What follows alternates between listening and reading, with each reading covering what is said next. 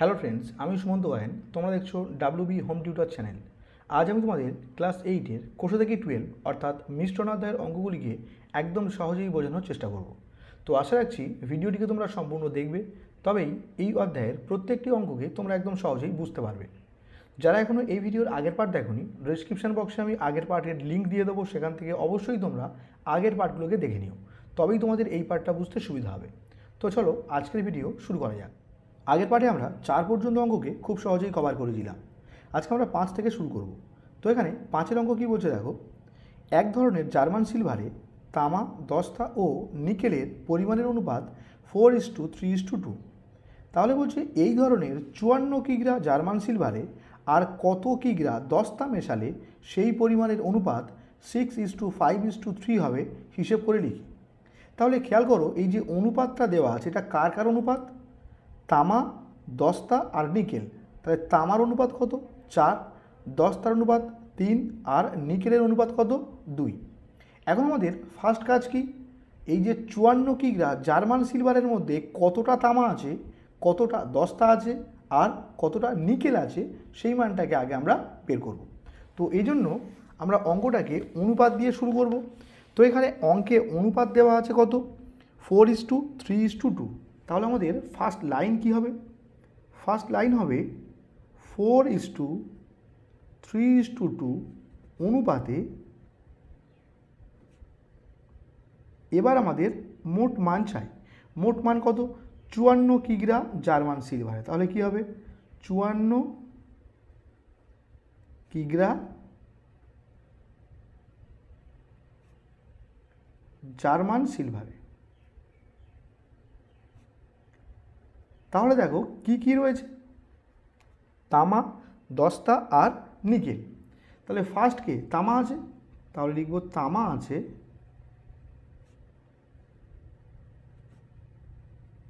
দেখো তামার অনুপাত কত? 4, সেটা উপরে থাকবে, ডিভাইডেড বাই পুরোটার যোগফল। 4×3 = 7, 7×2 = 9। তাহলে 4/9 ইন্টু মোট। মোট কত? 54। তাহলে 9 দিয়ে 54 কাটো, 6×9 = 54। তাহলে উত্তর কী হচ্ছে? 4×6 = 24। এখন এই 24-এর একক কী হবে? মোটের একক যা, উত্তরের এককও তাই হবে। তাহলে মোটের একক ছিল কিগ্রা, তাই এখানে উত্তরের একক কী হবে? কিগ্রা। তাহলে তামা আছে কত? 24 কিগ্রা। একই রকমভাবে দস্তা আছে কত, সেটা বের করব। তাহলে দস্তা আছে, দস্তার অনুপাত কত? 3, সেটা উপরে বসবে, ডিভাইডেড বাই পুরোটার যোগফল। 4×3 = 7, 2 = 9 ইন্টু মোট। মোট কত? 54। তাহলে 6×9 = 54, 3×6 = 18, 18 কিগ্রা। নেক্সট কি? নিকেল আছে। তাহলে এবং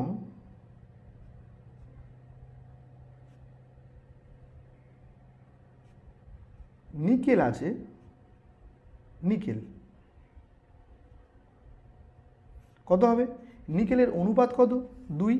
তাহলে 2 ডিভাইড বাই 4×3 = 7, 2 = 9 ইন্টু 54। তাহলে 6×9 = 54, তাহলে 6×2 = 12 কিগ্রা।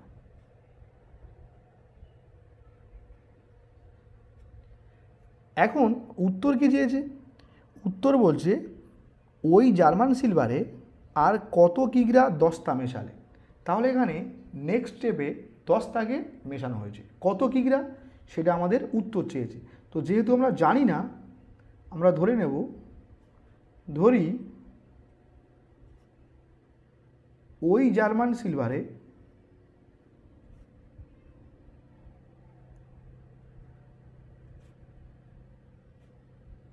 x কিগ্রা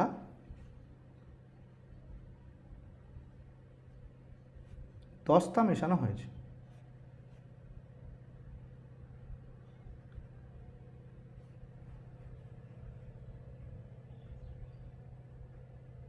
এখন খেয়াল করো, তামা 24 ছিল, এখন 24 আছে।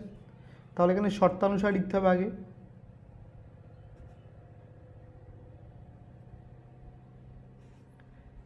তামা 24 ছিল, 24 রয়েছে। দস্তা 18 ছিল, পরবর্তীতে আরও x কিগ্রা মেশানো হয়েছে, তাহলে 10 তার এখন মান কত? 18 যোগ এক্স। আর নিকেল 12 ছিল, এখনও 12 রয়েছে। তাহলে আমরা এখন এই তিনজনের অনুপাত কী পাচ্ছি? 24:18 যোগ এক্স ইস টু 12। আর উত্তর বলছে এই অনুপাতটা হবে কত? 6:5:3। এখন এখান থেকে আমাদের ক্যালকুলেট করে এক্স এর মানকে নির্ণয় করতে হবে। তো এখানে দেখো, এখানে তোমরা ফার্স্ট দুটো টার্ম নিয়ে কাজ করতে পারো কিংবা সেকেন্ড দুটো টার্মকে নিয়ে কাজ করতে পারো। যদি ফার্স্ট দুটো টার্মকে নিয়ে কাজ করো এদিকে, তাহলে এদিকেও কিন্তু প্রথম দুটো টার্মকে নিয়ে কাজ করতে হবে। আর যদি তোমরা শেষ দুটো টার্মকে নিয়ে কাজ করো, তাহলে এখানেও কিন্তু শেষ দুটো টার্মকে নিয়ে কাজ করতে হবে। তো আমরা শেষ দুটো টার্মকে নিয়ে কাজ করছি। তাহলে এখানে 18 প্লাস এক্স ইস টু 12, এটা মানে কি ডিভাইডেড বাই 12 হয়ে যাবে, কারণ আমরা জানি কি ইস টু থাকলে ডিভাইডেড আকারে লেখা যায়। সমান সমান, তাহলে এদিকে শেষ দুটো টার্মকে নিয়েছি, তাহলে এখানেও কিন্তু শেষ দুটো টার্মকে নিতে হবে, অর্থাৎ 5/3। এখন আমরা কোনাকুনি গুণ করব। তাহলে 3 দিয়ে পুরোটাকে করব। তাহলে 3 18 54 যোগ 3 গুণ এক্স 3x ইকুয়ালস টু 5 12 কত? 60। এখন যেহেতু এক্স এর মান বের করব, এক্সটাকে আমরা বাঁদিকে রাখছি। আর ডান দিকে 60 ছিল 54, বাঁ দিক থেকে ডান দিক গেলে কী হবে? প্লাস 54টা হয়ে যাবে -54। এখন 3x 60 থেকে 54 বিয়োগ করলে কী হবে? 6। তাহলে 3x এর মান যদি 6 হয়, তাহলে এখান থেকে আমরা বলতে পারবো x এর মান, এই 3টা গুণ আছে এদিকে আসলে কী হবে? ভাগ, অর্থাৎ 6-এর নিচে 3টা বসে যাবে। তাহলে 3 2 6। তাহলে এখান থেকে আমরা উত্তর কী পাচ্ছি? x = 2। তাহলে এক্সটা আমরা কী লিখেছি? ধরি ওই জার্মান সিলভারে এক্স কিগ্রা 10টা মেশানো হয়েছে, তাহলে এক্সের জায়গায় এখন এক্সের মান হবে। তাহলে ধরির জায়গায় হবে অতএব ওই জার্মান সিলভারে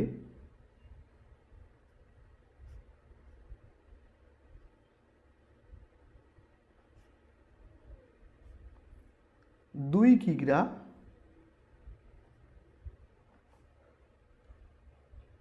10টা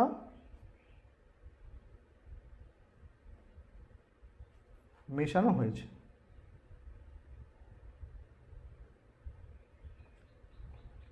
তো এখন আমরা নেক্সট অঙ্কে আসব। এখন 6 অঙ্ক কী বলছে দেখো, 2 প্রকার গুঁড়ো সাবানে সোডা ও সাবান গুঁড়োর পরিমাণের অনুপাত যথাক্রমে 2:3 এবং 4:5। যদি প্রথম প্রকারের 10 কিগ্রার সঙ্গে দ্বিতীয় প্রকারের 18 কিগ্রা মেশানো হয়, তবে নতুন গুঁড়ো সাবানে কত অংশ সাবান গুঁড়ো থাকবে হিসেব করে লিখি। তাহলে খেয়াল করো, এই যে অনুপাতগুলো দেওয়া আছে, এখানে কিন্তু 2 ধরনের গুঁড়ো সাবান আছে। প্রথম প্রকারের 10 কিগ্রা গুঁড়ো সাবান আর দ্বিতীয় প্রকারের 18 কিগ্রা গুঁড়ো সাবান রয়েছে। এখন প্রথম প্রকারের 10 কিগ্রা গুঁড়ো সাবানের মধ্যে সোডা ও সাবান গুঁড়োর অনুপাত 2:3, আর দ্বিতীয় প্রকারের 18 কিগ্রা গুঁড়ো সাবানের মধ্যে সোডা ও সাবান গুঁড়োর অনুপাত কত? 4:5।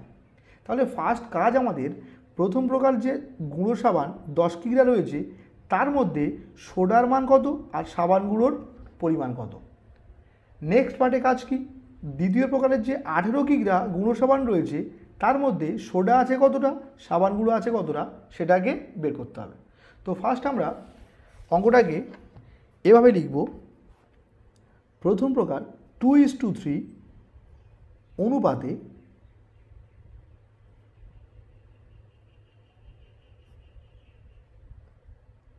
প্রথম প্রকারের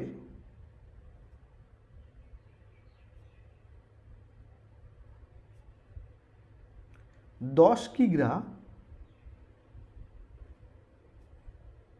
গুঁড়ো সাবানে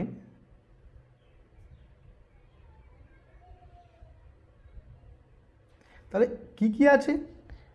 সোডা ও সাবান গুঁড়ো। তাহলে ফার্স্ট কে সোডা আছে কতটা?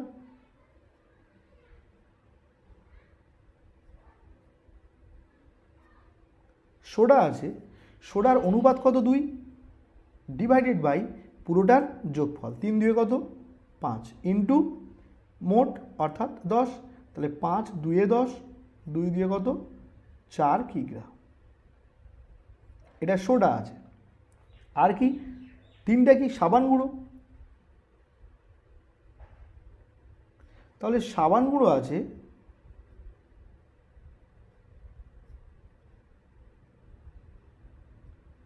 সাবান গুঁড়োর অনুপাত কত 3 ডিভাইডেড বাই পুরোটার যোগফল 3 2 5 ইন্টু 10 তাহলে 5 2 10 3 2 6 কিগ্রা। তাহলে খেয়াল করো এখানে যে প্রথম প্রকার 10 কিগ্রা গুঁড়ো সাবান রয়েছে তার মধ্যে সোডা আছে কত 4 কিগ্রা, সাবান গুঁড়ো আছে কত 6 কিগ্রা। ঠিক একই রকমভাবে আমরা লিখছি 4:5 অনুপাতে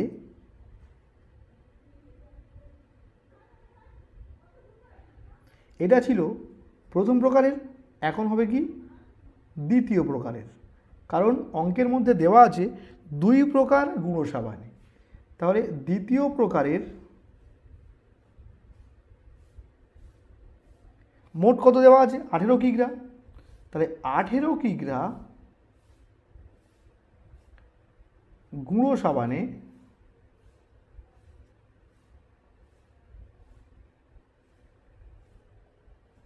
কী কী রয়েছে, সোডা সাবান গুঁড়োর মান বের করতে হবে।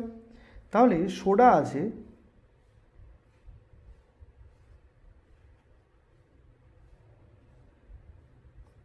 সোডার অনুপাত কত 4 ডিভাইডেড বাই পুরোটার যোগফল 5 4 9 ইন্টু মোট 18, তাহলে 9 2 18, 4 2 কত 8 কিগ্রা। এটা কার মান পেলাম, সোডার মান। নেক্সট পার্ট সাবান গুঁড়োর মান বের করতে হবে। তাহলে সাবান গুঁড়ো আছে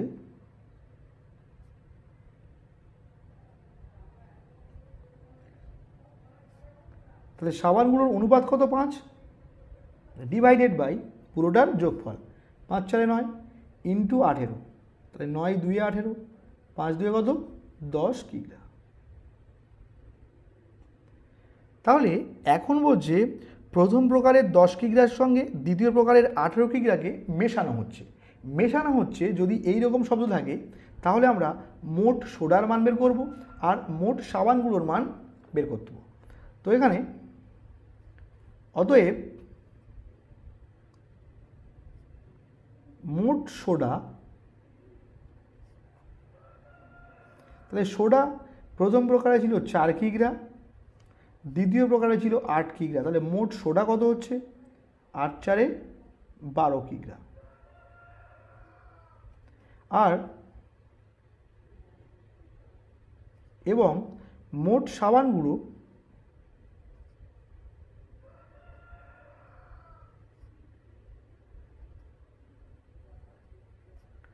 তাহলে প্রথম প্রকারের সাবান গুঁড়ো ছিল 6 কিগ্রা, দ্বিতীয় প্রকারে কত 10 কিগ্রা।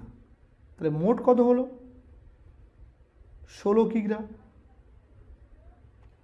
এখন তাহলে আমরা উত্তর লিখব, অতএব যদি প্রথম প্রকারের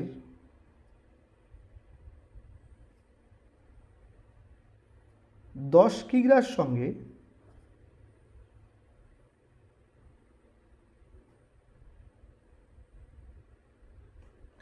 দ্বিতীয় প্রকারের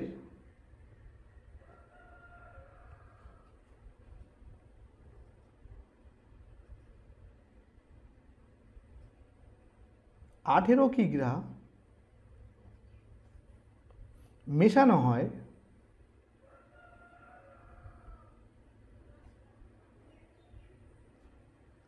তবে নতুন গুঁড়ো সাবানে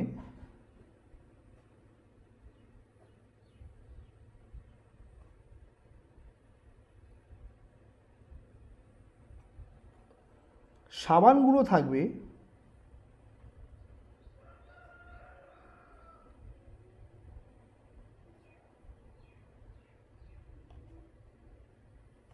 দেখো, তাহলে প্রথম প্রকারের 10 কিগ্রার সঙ্গে দ্বিতীয় প্রকারের 18 কিগ্রাকে মেশানো হয়েছে। তাহলে এই 10 আর 18 এগুলো কি গুঁড়ো সাবানের মান।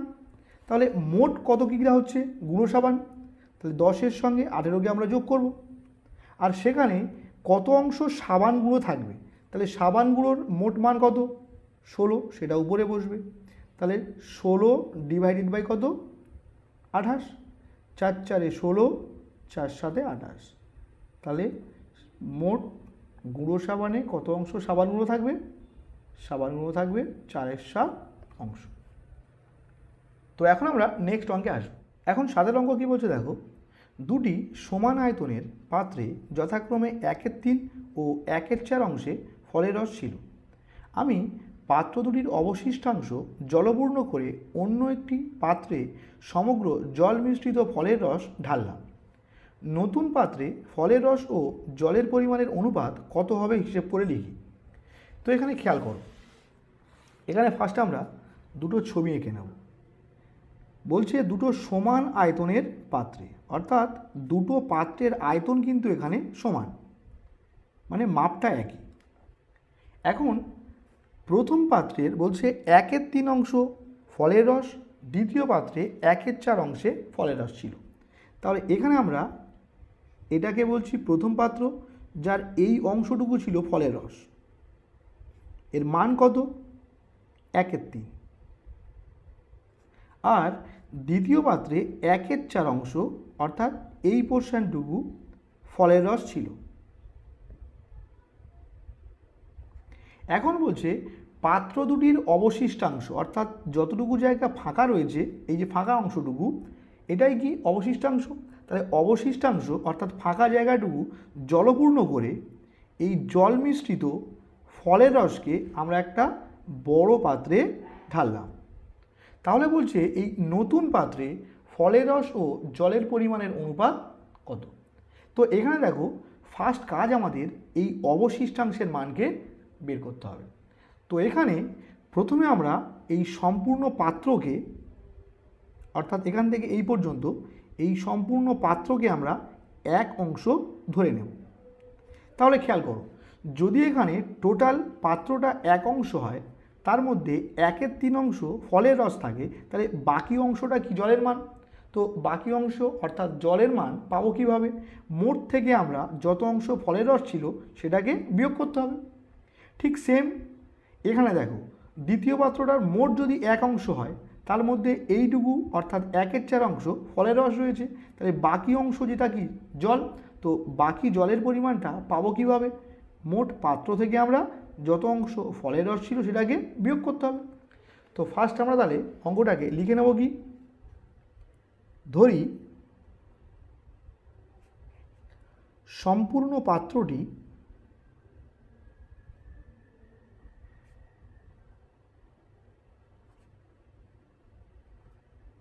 সমান 1 অংশ। এখন প্রথম পাত্রে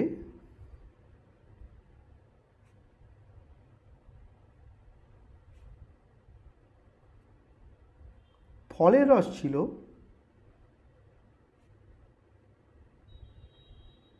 সমান 1/3 অংশ। তাহলে কি বাকি অংশে কি ছিল? জল। তাহলে অতএব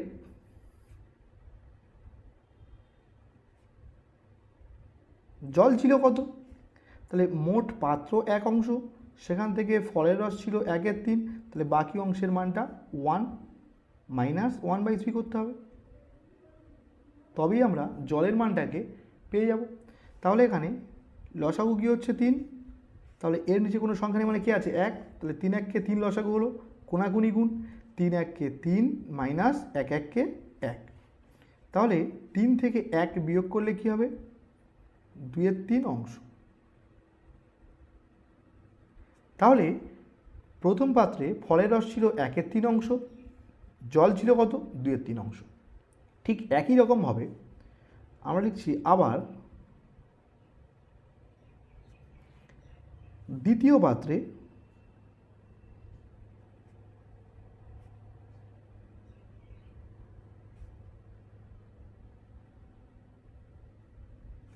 ফলের রস ছিল কত? 1/4 অংশ।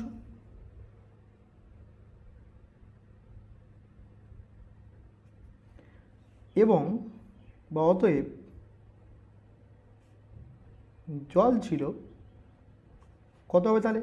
মোট পাত্র 1 অংশ, সেখান থেকে ফলের রসের মানটাকে যদি আমরা বিয়োগ করি তাহলেই আমরা ফাঁকা অংশের মান বা জল কত অংশ আছে সেটার মান পেয়ে যাব।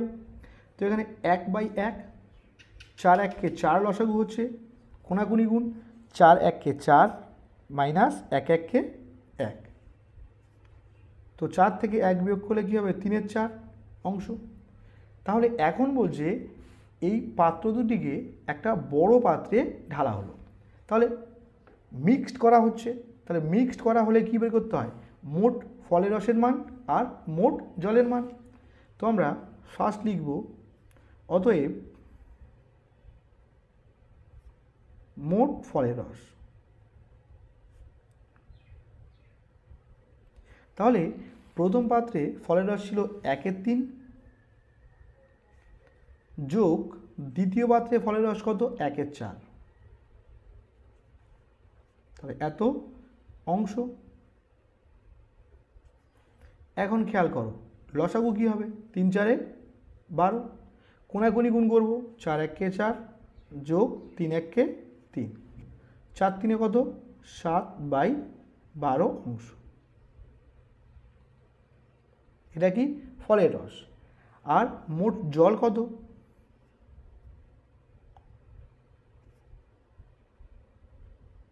মোট জল, প্রথম পাত্রে জল ছিল কত? 2/3 অংশ, আর দ্বিতীয় পাত্রে জল কত? 3 4 অংশ। যোগ করতে হবে। তাহলে 3 4 12 লসাগু, কোনাকুনি গুণ, 4 2 8 প্লাস 3 3 9। তাহলে 8 9 কত? 17 ডিভাইড বাই 12। তাহলে দেখো এই যে নতুন পাত্র, এখানে ফলের রস 7/12 হয়েছে, আর জল কত হয়েছে? 17/12। তাহলে এটা জল, এটা হচ্ছে ফলের রস। তাহলে উত্তর কী চেয়েছে? উত্তর বলছে নতুন পাত্রে ফলের রস ও জলের পরিমাণের অনুপাত। তাহলে উত্তর লিখছি, অতএব নতুন পাত্রে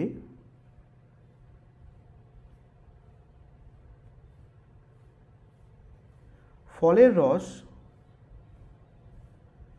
ও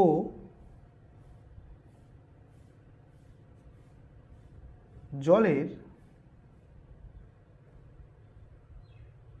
পরিমাণের অনুপাত, দেখো ফার্স্টকে ফলের রস, ফলের রসের মানটা কত বেরিয়েছে?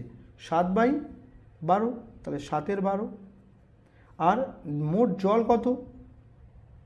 17/12।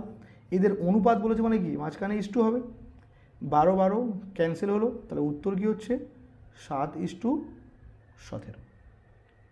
তো এখন আমরা নেক্সট অঙ্কে আসবো। এখন 8 অঙ্ক কী বলছে দেখো, রেশমি খাতুন 3টি সমান মাপের গ্লাস শরবত পূর্ণ করেছে। এই 3টি গ্লাসের শরবতে জল ও সিরাপের পরিমাণের অনুপাত যথাক্রমে 3:1, 5:3 ও 9:7। আমি এই 3টি গ্লাসের শরবত একটি বড় পাত্রে ঢেলে দিলাম। হিসেব করে দেখি নতুন পাত্রে জল ও সিরাপের পরিমাণের অনুপাত কী হলো। তো এখানে দেখো ফার্স্ট আমরা ছবিটাকে ক্লিয়ার করব।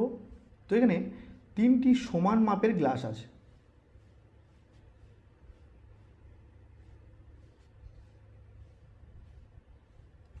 এখন এই 3টি গ্লাসে কার কার অনুপাত আছে?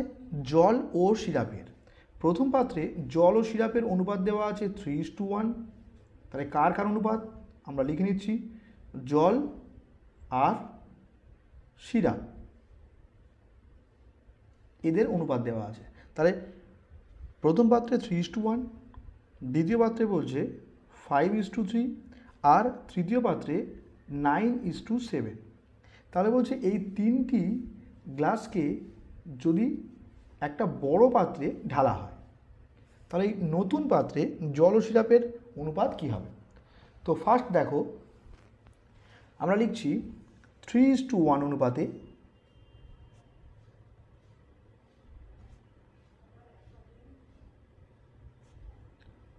প্রথম পাত্রে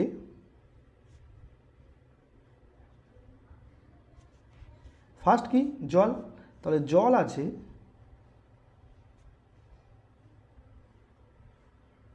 কত হবে, অনুপাত কত 3, আর পুরোটার যোগফল সেটা নিচে বসে, তাহলে 3/4 অংশ এটা জল আছে।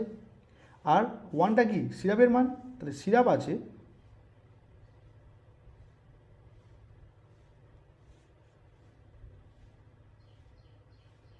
তাহলে সিরাপের অনুপাত কত 1, সেটা উপরে বসবে, ডিভাইডেড বাই পুরোটার যোগফল সেটা নিচে বসবে। ঠিক একই রকমভাবে আমরা লিখছি 5:3 অনুপাতে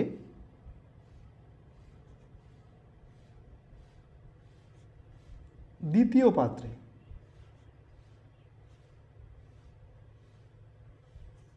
কি কি আছে, ফার্স্ট জল, তাহলে জল আছে, জলের অনুপাত কত 5, ডিভাইডেড বাই পুরোটার যোগফল, 5 3 8। আর কি সিরাপ আছে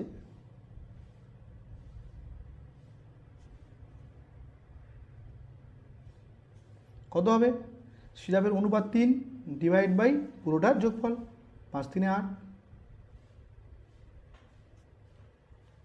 একই রকমভাবে 9:7 অনুপাতে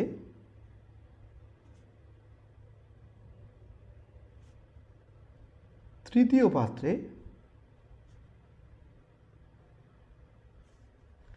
ফার্স্ট কি জল আছে,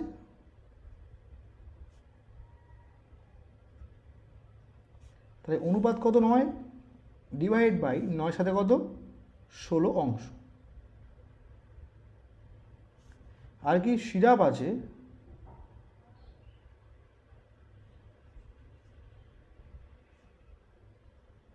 কত হবে, সিরাপের অনুপাত 7 ডিভাইড বাই যোগফল কত হবে 16। তাহলে ফার্স্ট আমরা 3টি পাত্রের মধ্যে জল কতটা আছে সিরাপ কতটা আছে সেই মানটাকে ক্যালকুলেট করেছি। এখন যেহেতু এই 3টি পাত্রের শরবতকে একটা বড় পাত্রে ঢালা হচ্ছে, অর্থাৎ কি মিক্স করা হচ্ছে, এই জন্য আমরা মোট জলের মান আর মোট সিরাপের মানকে ক্যালকুলেট করব। তাহলে লিখছি অতএব মোট জল, তাহলে প্রথম পাত্রে জল ছিল কত 3/4, দ্বিতীয় পাত্রে 5/8, আর তৃতীয় পাত্রে 9/16। তো এগুলোকে সব কী করতে হবে, যোগ করতে হবে। তো এখানে 3/4 যোগ 5/8 যোগ 9/16 এত অংশ। এখন কি করব, লসাগু করবে এদের সবার, তাহলে 4 8 আর 16, 4 দিয়ে যাবে, 4 1 4, 4 2 8, 4 4 16, 2 দিয়ে যাবে, 2 1 2, 2 2 4।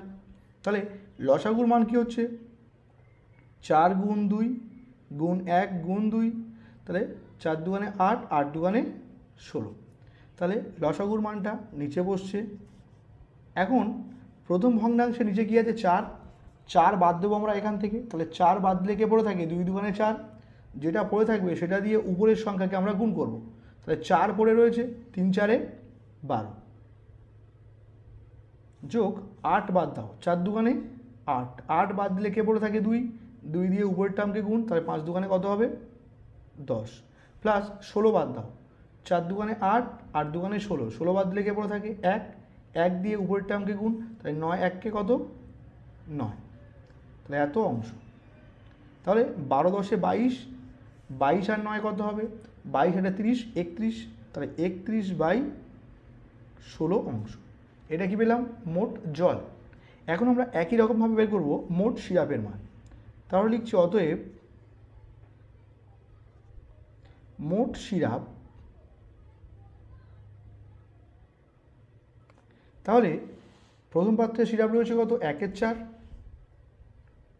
দ্বিতীয় পাত্রে কত 3/8, আর তৃতীয় পাত্রে কত 7/16। এগুলো সব যোগ করতে হবে। লসাগু কী হবে 4 8 16, 16 লসাগু হবে, আগে করেছি আমরা। তো 4 বাদ দাও, 4 বাদ দিলে কে পড়ে থাকে 2 দুগুণে 4, 4 দিয়ে উপরটাকে গুণ, তাহলে 4 1 4 হচ্ছে, প্লাস 8 বাদ দাও, 4 দুগুণে 8, বাদ দিলে পড়ে থাকে 2, তাহলে 3 দুগুণে 6, প্লাস 16 বাদ দাও, 4 4 16, 4 দুগুণে 8, 8 দুগুণে 16, বাদ দিলে পড়ে থাকে 1, 1 দিয়ে উপরটায় গুণ, তাহলে 7 1 7। তাহলে এদের যোগফল কী হচ্ছে? 6 4 10, 10 7 17, 17/16। এখন তাহলে উত্তর কি চেয়েছে? উত্তর চেয়েছে নতুন পাত্রে জল ও সিরাপের পরিমাণের অনুপাত কি হলো। তাহলে অতএব নতুন পাত্রে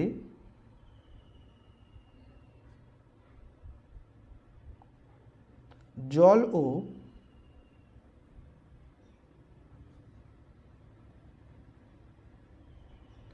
সিরাপের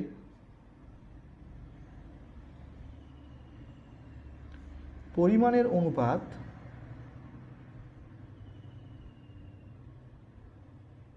দেখো জল কত পেয়েছি আমরা? 31/16।